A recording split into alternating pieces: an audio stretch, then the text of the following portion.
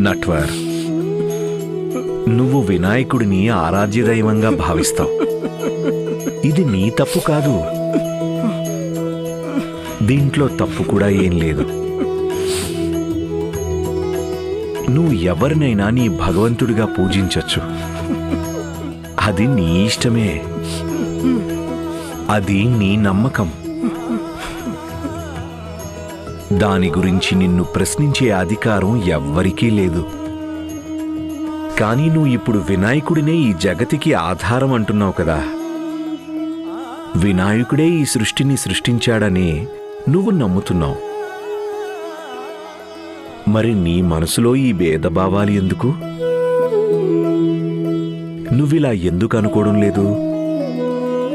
అణువులోనూ వినాయకుడే ఉన్నాడని, ప్రతి కణంలోనూ ప్రతి వస్తువులోనూ వినాయకుడే ఉన్నాడు.